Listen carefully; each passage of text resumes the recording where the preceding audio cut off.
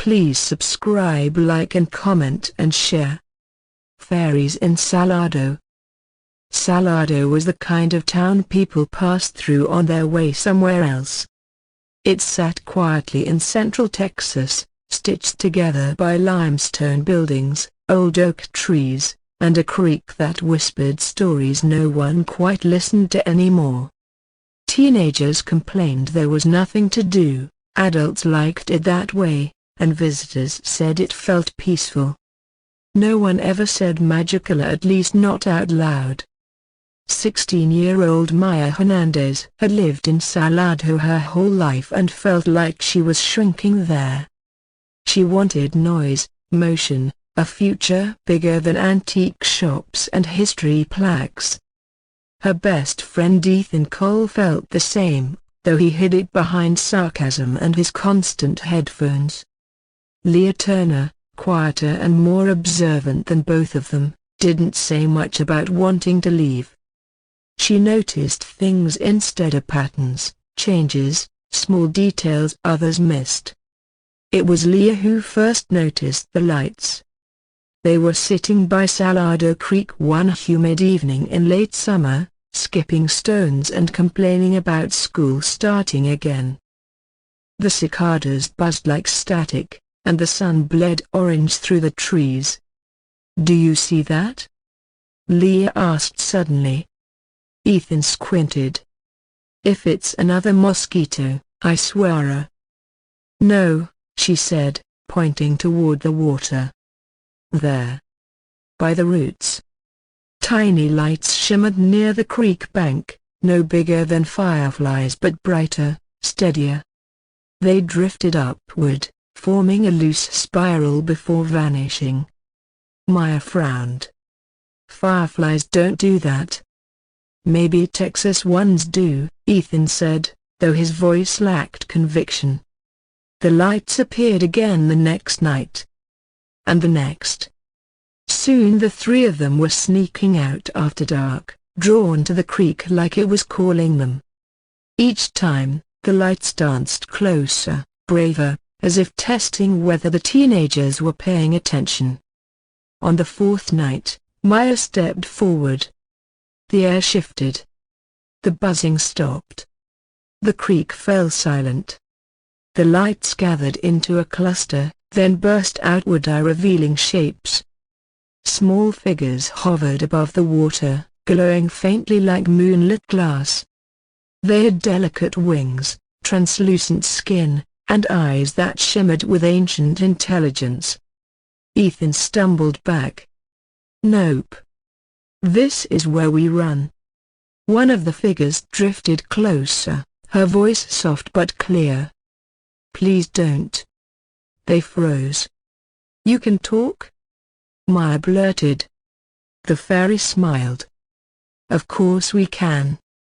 You just don't usually listen." Leah felt her heart race, not with fear, but recognition. "You're fairies," she whispered. "Yes," the fairy said. "We are the Saleni. Guardians of this land long before Salado had a name." The world felt suddenly bigger, heavier with truth. The fairy introduced herself as Aurelian. She explained that the Saleni had lived alongside humans for centuries, unseen and forgotten. As the town grew and modernized, belief faded, and with it, their strength. "Belief sustains us," Aurelian said. "Not worship. Awareness." Ethan crossed his arms. "So what, you need us to broken bar believe harder?" Aurelian's glow dimmed. "We need help." The Greek, she explained, was dying, and not from natural causes, but from something deeper. A rupture in the balance between the human world and theirs had begun to form. If it widened, the Saleni would disappear forever, and Salado would lose something essential, although no one would know what they'd lost. "Why us?" Maya asked. "Because you see," Aurelian replied. "And because you're not yet finished becoming who you are." Over the following weeks, the teenagers lived two lives. By day, They went to school, argued with parents, and pretended to worry about grades. By night, they learned the hidden history of Sallador, how the creek had once been sacred, how oak trees served as gateways, how belief shaped reality more than logic ever could. Leah discovered she could sense disturbances in the air, like invisible ripples. Ethan found he could hear the Salenai even when they didn't speak aloud. Maya, to her surprise, could anchor themes strengthening their presence just by standing near. But something else stirred too. Construction equipment appeared near the creek. A new development was planned: luxury homes, concrete paths, bright lights. Progress. Orlean was terrified. The rupture will widen. We won't survive this. Maya clenched her fists. Then we stop it. Ethan laughed bitterly. We're teenagers, not superheroes. Maybe not, Leah said, but we're witnesses. And that matters. They tried everything: petitions, town meetings, convincing adults who smiled politely and didn't listen. The development moved forward anyway. The night before construction was set to begin, the creek glowed brighter than ever. The Salenai gathered, their light trembling. "This is goodbye," Orlean said softly. Maya felt something snap inside her, the quiet acceptance she'd carried for years, the belief that nothing she did in Sallador mattered. "No," she said. "It's not." She stepped into the creek. The water was cold, electric.